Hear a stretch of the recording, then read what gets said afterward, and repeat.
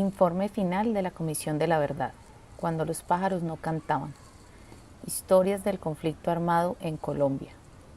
Volumen testimonial del informe final de la Comisión de la Verdad. La desesperanza del futuro y la nostalgia del pasado. Aquí se hace evidente la desconfianza que sienten algunas personas frente a la posibilidad de construir un futuro alejado de la violencia. Los protagonistas de estas historias enmarcan sus vidas en esfuerzos por consolidar iniciativas de paz que inevitablemente se topan con la desilusión de un porvenir en guerra. Por ello, quizás, algunos lo imaginan como un retorno al momento previo a la guerra. En esa medida, hay una idealización del pasado y de los momentos, espacios, vivencias y encuentros que sucedieron en ese entonces y a los que por eso mismo resulta imposible volver.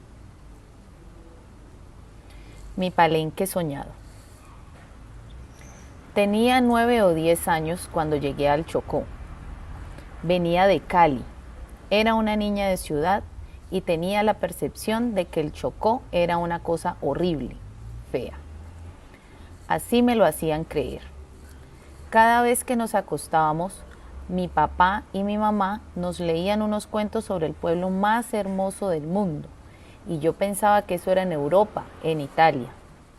Cuando llegamos al Chocó, al San Juan, a Condoto, yo caminaba y caminaba, y por donde caminaba olía a pastel chocuano, olía a guayaba, olía a caña agria, olía a chontaduro. Era un camino perfecto.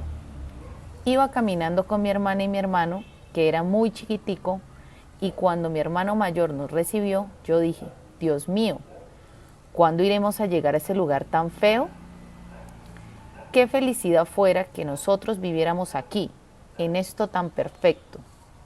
Al pueblo lo atraviesa el río, y el agua en esa época era cristalina. Veía las sardinas, los camarones pegados, el guacuco, todo era perfecto, todo era perfecto.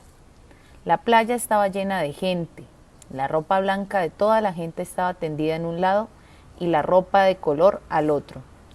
La playa era perfecta, perfecta de iluminada. Las lanchas subían por los lados, subía la gente con una cosa de plátano. Las comunicaciones eran las canoas, las comunicaciones eran las lanchas. La lancha cuando pasaba hacía olas y la gente lavaba en el rayo. La gente se montaba en el rayo. Era surfear. Para mí eso era surfear. Todo mundo bajaba a la orilla. Los niños nos metíamos por un lado, los adolescentes por el otro. Los niños chiquiticos se bañaban en calzón, a la orilla del río. Se le robaban el chontaduro al señor. Claro que el señor que traía el chontaduro sabía que lo estábamos robando. Claro, así era de bonita nuestra gente. Un día matan a Serván, y ahí fue lo duro. Serván era un hombre boxeador. Era el boxeador de Condoto. Había tantas cosas deliciosas por vivir y matan a Serván. Fue cuando entró el paramilitarismo. Nadie supo quién lo mató. Nadie sabía. Fue algo que conmocionó al pueblo. Nadie te daba explicación. Nadie sabía de qué forma, qué estrategia utilizaron para arrasar con todo un pueblo, con toda su cultura, con toda su labor, con toda su economía. Al pueblo se metieron y el pueblo no se dio cuenta. Así empezó la destrucción de nuestra comunidad. La chusma nos encerró. Ustedes ya no pueden volver a reunirse a contar cuentos ni nada de esas mierdas. Las mujeres se bañaban con los senos afuera porque eso era muy cultural de nuestra gente. Llegaron ellos y terminaron con eso.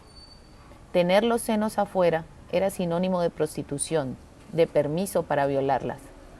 Nosotras estábamos acostumbradas, por ejemplo, a bajar al río en calzones, a bañarnos, a reunirnos allá, a jugar. Eran pueblos de negros, eran pueblos sanos, deliciosos. Pueblos en los que dormías en el andén, porque qué pereza entrar a la casa. Por cada hora que te perdías afuera, perdías una actividad para vivir. La desestructuración de un pueblo, de una cultura, de una comunidad. ¿Por qué? La mina artesanal era una excusa para irse a estar cuando llegaban con los pasteles. ¿Se acuerdan los pasteles o de la sopa de minero? De esa sopa tan rica. ¿Qué cosa tan rica? ¿Esos tapaos? Yéndose uno por todo el camino, caminaba uno tanto porque hasta eso, ahora la gente no camina. La negra caminaba, el negro caminaba. Los paseos eran a pie y uno recorría toda la naturaleza. No hacía falta luz para hacer cosas tan ricas en ese pueblo. Viví una vida tan perfecta, tan feliz, y yo digo, pero si ese tal progreso llegó, fue a joder todo. A nosotras, a las mujeres, nos afectó de forma muy diferencial la guerra, porque cuando vivimos el abuso sexual, los hombres nos dejaron solas. El hombre se sintió mal. El hombre dijo, quiero matarme. No hubo solidaridad, como sí la hubo de las mujeres hacia sus hombres. Sentimos que no hubo solidaridad de nadie. Siempre he dicho, por eso nace la Asociación de Mujeres Afro por la Paz, porque nadie se solidarizó. En el marco del conflicto, nadie se solidarizó con las comunidades negras. No se solidarizaron los guerrilleros, no se solidarizaron los paracos, no se solidarizó el ejército, no se solidarizó el Estado. Y para las mujeres fue peor porque nuestros hombres tampoco se solidarizaron.